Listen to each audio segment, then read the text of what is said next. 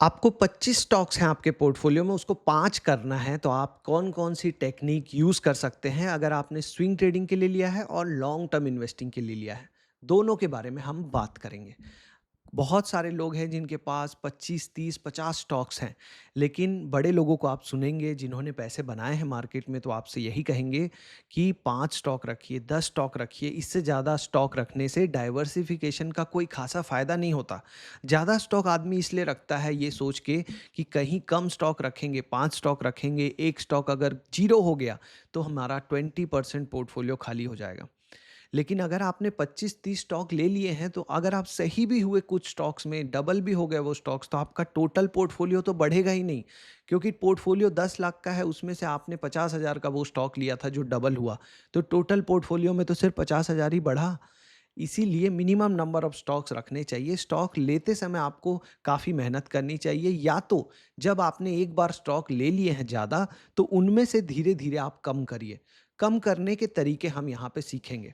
कम करने के बहुत से तरीके हो सकते हैं। आप परफॉर्मेंस देख सकते हैं कि कौन-सा स्टॉक अच्छा परफॉर्म कर रहा है, कौन-सा खराब। जो खराब परफॉर्म कर रहा है उससे पैसे निकाल के अच्छे स्टॉक में डालते जाइए। धीरे-धीरे आपके पास वो 5 बेस्ट स्टॉक्स बचेंगे। फिर आप आगे आने वाला पैसा उन्हीं स्टॉक्स में डालिए। लेकिन कुछ सिंपल टेक्निक्स भी यूज़ कर सकते हैं आप। बहुत से लोगों का कमेंट आता है जब मैं कहता हूँ कि सिर्फ 5 स्टॉक रखिए, कि हमारे पास जो 25 स्टॉक्स हैं, उनको 5 तक कैसे लाना है? आप कुछ तरकीब बताइए, कुछ टेक्निक्स बताइए जो मार्केट में प्रूवन टेक्निक्स हों। तो आज मैं आपको स्विंग ट्रेडिंग के लिए और लॉन्ग टर्म इन्वेस्टिंग के लिए अलग-अलग तरीके बताने वाला हूँ। क्यों? क्योंकि मेरा मानना है कि ज़्यादातर लोग इन्हें अलग नहीं रखते हैं, जबकि आपको पहले क्लियरली आपको देखना है कि आपने जो स्टॉक लिया है, क्या वो 3 महीने, 6 महीने के लिए लिया था, या तो आपने 10 साल, 20 साल रखने के लिए लिया था। अगर आपने वो स्टॉक 10 साल, 20 साल रखने के लिए लिया, जहाँ कोई टाइम लिमिट नहीं है, आपने फंडामेंटल्स देख के अच्छी कंपनी जब सस्ते में मिल रही थी तब लिया था, तो वो है लॉन्ग टर्म इन्वेस्टिंग। लेकिन अगर आपने टेक्निकल चार्ट पैटर्न देख के, या अभी उस कंपनी में कुछ हो रहा है, ये सोच के कि अगले 1 साल में पैसा बन जाएगा, ये सोच के साथ लिया था, तो वो स्विंग ट्रेडिंग है। तो जब आप स्विंग ट्रेडिंग कर रहे हो, तब आपको कौन-सा टेक्निक यूज़ करना है, पहले उसके ऊपर बात करते हैं। तो सबसे पहले आपको एक सिंपल टेक्निक है कि बेस का लो जहाँ पे ना टूटा हो, वहाँ पे आप बने रहिए। जहाँ पे बेस लो टूट गया हो, उन स्टॉक से निकल जाइए। अब ये बेस क्या होता है? किसी को हिमालय पर्वत चढ़ना है, तो वो यहाँ से स्टार्ट करके ऐसा तो नहीं चढ़ जाएगा। उसको बीच-बीच में रेस्ट करना पड़ेगा ना। जाएगा, बेस कैंप बनाएगा। बेस कैंप जैसे आर्मी बेस कैंप बनाती है, वैसे बेस कैंप बना के रेस्ट करेगा, फिर ऊपर जाएगा। वैसे ही जो स्टॉक्स हैं, उनको अगर ₹1000 से 10,000 जाना है, तो वो सीधा नहीं चले जाएँगे। वो बीच-बीच में क्या होंगे, साइडवेज़ होंगे, उनमें सेलिंग आएगी। क्यों? क्योंकि जो वीक हैंड्स हैं, जो रिटेल पब्लिक है, वो सेल करेगा। जो लोग मार्जिन ट्रेडिंग फैसिलिटी में स्टॉक लिए हैं, वो एक रेड कैंडल देखते ही डर जाएँगे। जिनका ज़्यादा एनालिसिस नहीं है स्टॉक में, वो तो थोड़ा-सा स्टॉक गिरेगा तो वो बेच देंगे। तो जब भी स्टॉक में सेलिंग आती है, वहाँ पे वीक हैंड्स निकलते हैं, और अगर किसी स्टॉक को किसी बड़े प्लेयर को भरोसा है उस स्टॉक की स्टोरी पे, तो वो वहाँ पे जमा करता है, एक्यूमुलेट करता है। तो जब भी स्टॉक गिरे, जैसे यहाँ पे ये रैली आई, स्टॉक गिरा, तो ये इसका रेजिस्टेंस हो गया। यहाँ पे सपोर्ट लिया, दोबारा स्टॉक बढ़ा, फिर गिरा, यहाँ से फिर से सपोर्ट लिया। फिर यहाँ ऊपर जा रहा है, फिर सपोर्ट ले रहा है, तो ये एक क्या हो गया, स्टॉक का बेस हो गया। यहाँ पे स्टॉक कई बार सपोर्ट ले रहा है, मतलब यहाँ पे एक बेस बना रहा है, यहाँ से बाइंग का इंटरेस्ट है। ज़्यादा लोग बाई करना चाहते हैं, या कोई बड़ा प्लेयर यहाँ से स्टॉक को नीचे गिरने नहीं दे रहा है। तो जब भी स्टॉक गिरे, तो आपको देखना है कि किन पॉइंट से वो स्टॉक ऊपर क्लोजिंग दे रहा है। क्लोजिंग बहुत इंपॉर्टेंट है। नीचे इंट्राडे में जाएगा, वॉलेटिलिटी जो आपका लिक्विडिटी स्वीप वाला जो कॉन्सेप्ट है, अगर आपने पढ़ा हो, कि नीचे स्टॉप लॉस हंट करने, लोगों का स्टॉप लॉस खाने जाएगा, लेकिन क्लोजिंग ऊपर देगा।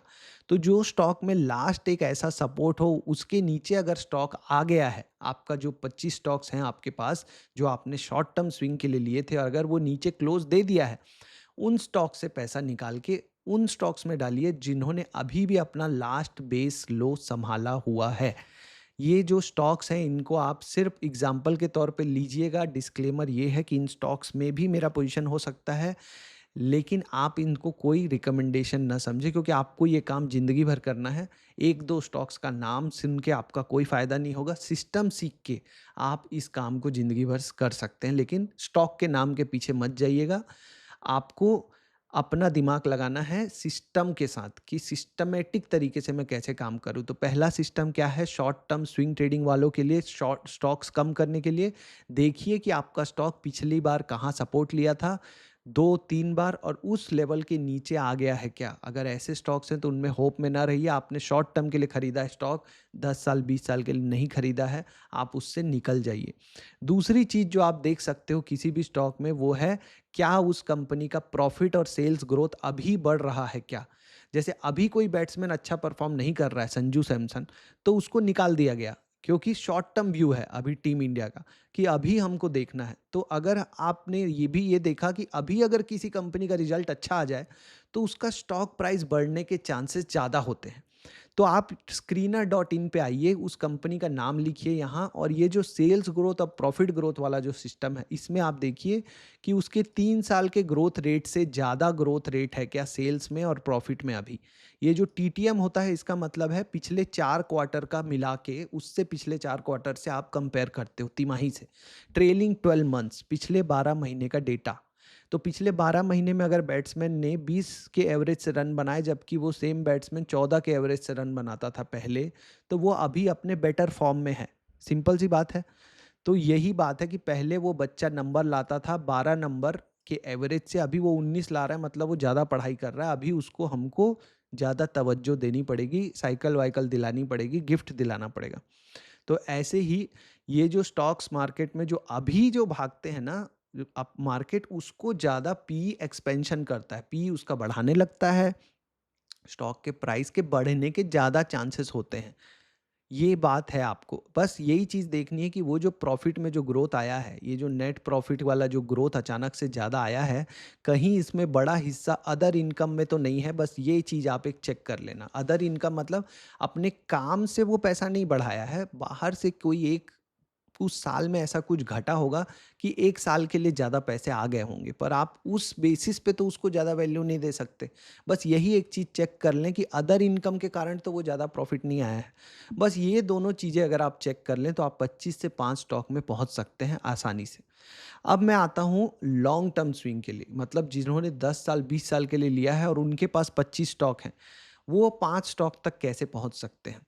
तो इसके लिए आपको देखना चाहिए सबसे पहले कि ये जो प्रॉफिट एंड लॉस में जो सेल्स का नंबर है, वो कंपनी कितने सामान बेचती है। 540 रुपए का सामान बेच रहा है कोई इस साल, और वो मान लीजिए 2000 रुपए का सामान बेच रहा है 10 साल के बाद। तो ये जो ग्रोथ है, ये लीनियर है कि नहीं, इसका जो ट्रेंड है वो इस तरीके से है कि नहीं। मतलब एक साल मान लीजिए थोड़ा कम हो भी गया, लेकिन ये लगातार ग्रो हो रहा है। 540 से ये लगातार ग्रो होते होते 2000 हुआ है, 4 गुना हो गया है। तो पहली बात तो यहाँ पे ये जो 10 साल का जो ग्रोथ रेट है और 5 साल का ग्रोथ रेट है ना, ये एवरेज भी 10% से ज़्यादा होना चाहिए। मतलब एटलीस्ट कंपनी 10% से तो ग्रो कर रही हो। ग्रोइंग कंपनी में ही तो आप रहेंगे ना। जो कंपनी ग्रो ही नहीं कर रही, उसमें क्या करेंगे? तो ग्रो होना चाहिए एटलीस्ट 10% से ज़्यादा, और ये जो ग्रोथ है ये क्या होनी चाहिए? लीनियर ट्रेंड में होनी चाहिए। ऐसी कंपनियां ज़्यादा अच्छी होती हैं बजाय कि ऐसी कंपनी के जहां सेल्स इस तरीके से ऊपर नीचे हो रहा है। इसको सिक्लिकल कंपनियां बोलते हैं। या तो सेल्स घट रहा है लगातार, उसमें तो बिल्कुल मत रहिए। दूसरा नंबर आप देखिए ऑपरेटिंग प्रॉफिट मार्जिन, मतलब अगर आप 100 रुपए का सामान बेच रहे हैं और आपका खर्चा उसको बनाने में 80 रुपए है एक्सपेंसेस, तो आपका नेट प्रॉफिट हुआ 20 रुपए का। मतलब 100 रुपए के सेल्स पे आप 20 रुपए का प्रॉफिट कमाते हो, मतलब 20% का प्रॉफिट कमाते हो। लेकिन अगर ये नंबर बढ़ते जाए, आज 20% कमा रहे थे, फिर 22, फिर 25, और 10 साल के बाद 30% पे पहुंच गए, मतलब आपका मार्जिन बढ़ रहा है। आपके खर्चे नहीं बढ़े, सेल्स बढ़ गई। तो ये अच्छी बात है ना। अगर ये दुकान आपकी होती, ये बिज़नेस आपका होता, तो आप खुश होते कि अब मैं जा सामान जितना बेचता हूँ उसका ज़्यादा प्रतिशत कमाता हूँ। तो इस नंबर को भी देखना है कि ये नंबर स्टेबल है क्या। पहली बात तो स्टेबल होना चाहिए कि 14% है, तो ये नहीं कि 14 से सीधा 2 आ गया, 3 आ गया, फिर 14 हो गया, फिर 2 आ गया, 3 आ गया, ऐसा नहीं होना चाहिए। 14-14 इस तरीके से, ये 16-13 इस तरीके से जो है ना, ये अच्छा है। अगर ये बढ़ते हुए हो किसी कंपनी में तो और अच्छा है कि ये 14 से बढ़ते हुए 18-20 तक चला जाए, मतलब आपके मार्जिन्स बढ़ रहे हैं, प्रॉफिटेबिलिटी बढ़ रही है। फिर आपको देखना चाहिए वो कंपनी अपने डेट में कितना इंटरेस्ट देती है, जो उधार लिया है उसमें कितना इंटरेस्ट ले रही है। यहाँ पे ये जीरो इंटरेस्ट दे रही है। ये जो नंबर है ये इसके टोटल प्रॉफिट का एक बड़ा हिस्सा नहीं होना चाहिए। पता चल रहा है आप 200 करोड़ का प्रॉफिट कर रहे हो और 180 करोड़ आपका इंटरेस्ट में जा रहा है। मतलब ऐसा ही बात हो गया कि आपकी सैलरी का ज़्यादातर पैसा ईएमआई में जा रहा है, तो वैसी कंपनी हमको निकाल देनी चाहिए। सेम आपको देखना है नेट प्रॉफिट में जो ट्रेंड है कि आपका जो 10 साल और 5 साल का डेटा आपको बोले कि एटलीस्ट 10% से तो ग्रो कर रही हो कंपनी, और इसमें भी जो ट्रेंड है वो लीनियर होना चाहिए। तो ये चारों बातें यहाँ प्रॉफिट एंड लॉस से देख के आप डिसाइड कर सकते हो कौन सी कंपनी निकालनी है। लास्ट और फाइनल एक चीज़ बता रहा हूँ जो बहुत काम की है, कि ये जो नेट प्रॉफिट है इसको आप जोड़ लो जितने भी साल का डेटा अवेलेबल है। जैसे यहाँ 10 साल का डेटा है तो इस पूरे नंबर को हम लोग जोड़ लेते हैं, सम कर लेते हैं। तो लगभग लगभग आप देखिए 52 प्लस 51 लगभग 100 आ गया, और ये आपका 140 मतलब 240, यहाँ 320 390, और ये हो गया 460 560, ये हो गया आपका 6 700 830 900, ये 1000 हो गया, ये लगभग 1200, मतलब लगभग लगभग 1200 करोड़ का इस कंपनी ने प्रॉफिट किया है पिछले 10 साल में। अब ये प्रॉफिट कैश के रूप में तो आना चाहिए ना, जब प्रॉफिट किया है तो कैश में कन्वर्ट हो रहा है कि नहीं। बैंकिंग कंपनियों में और एनबीएफसी जो बैंक से रिलेटेड फाइनेंशियल कंपनी है उनमें ये काम नहीं करेगा, क्योंकि वहाँ पे ऑपरेटिंग एक्टिविटी में आपको निगेटिव नंबर दिखाएगा। बाकी सभी कंपनियों में आप ये कर सकते हो। वहाँ पे कितना था पैट, प्रॉफिट आफ्टर टैक्स कितना था 1200 करोड़। तो यहाँ पे हम लोग देखेंगे कि कैश आया कि नहीं, ये 1200 करोड़ में से कितना कैश के रूप में आया। क्यों? आप हर साल को कंपेयर नहीं कर सकते कि इस साल कितना प्रॉफिट आया, इस साल कितना कैश आया, क्योंकि कंपनी ने मान लीजिए मार्च के महीने में कोई प्रॉफिट किया है तो प्रॉफिट में वो इसी साल दिखा देगा, पर वो पैसा अगले साल आ रहा है, मान लो अप्रैल के महीने में, तो वो अगले फाइनेंशियल ईयर में रिपोर्ट होता है। तो इसको आप जोड़ लीजिए, 6 और 5 11, 110 190, ये आपका 270, और ये आपका हो गया लगभग 350 450 500 600 700 800, और ये दोनों मिला के लगभग 900 1000 1100 के आसपास ये नंबर आएगा, 1000 से 1100 के आसपास। तो सीएफओ जो है वो भी आपका लगभग 1100 आ रहा है। 10 साल का डेटा हमने जोड़ लिया। तो बोला जाता है कि पैट का एटलीस्ट 80 टू 90% कन्वर्ट होना चाहिए सीएफओ में। अब आप देखो 1200 करोड़ का 80% कितना हुआ, 12 अट्ठे 96, 960 करोड़, और अगर आप 90% करोगे तो 12 निया 108, मतलब 1080 करोड़। तो ये लगभग लगभग आपका 90% के आसपास है। तो जितना प्रॉफिट कमाया कंपनी ने वो कैश में कन्वर्ट हो गया। ये दिखाता है कि कंपनी का प्रॉफिट जेन्युइन प्रॉफिट है, कैश में कन्वर्ट हो रहा है और कंपनी कैश भी बना रही है। ये बाकी और बहुत सारी चीज़ें हैं कि कंपनी कितना केपेक्स कर रही है, वो करने के बाद कंपनी के पास कितना फ्री कैश फ्लो बच रहा है। मतलब आपने जो अपने खर्चे थे महीने के वो निकाल दिए, ईएमआई सब कट गई आपकी सैलरी की, वापिस लास्ट में आपके पास कितना फ्री कैश बचा जिसको आप सेव करोगे। तो ये नंबर भी एटलीस्ट सीएफओ का 25% से ज़्यादा होना चाहिए। मतलब आपकी सैलरी 1 लाख है तो कम से कम 25,000 तो बचे सारे खर्चे वर्चे निकालने के बाद। ये देखने के बाद आप उन 25 कंपनियों में से 5 तक पहुंच सकते हैं। ठीक है? तो ये शॉर्ट टर्म और लॉन्ग टर्म के लिए अलग अलग मेथड है। आप आराम से इसको यूज़ कीजिए वीकेंड में बैठ के, और जो कंपनियां नहीं हैं इसमें आपकी सही, उनको निकालिए और बाकी में बने रहिए लॉन्ग टर्म और शॉर्ट टर्म के लिए। जब आप लिमिटेड शेयर में काम करोगे तब आप देखोगे मैजिक, पैसे बनते हुए। ठीक है? ऑल द बेस्ट, मिलेंगे नेक्स्ट वीडियो में।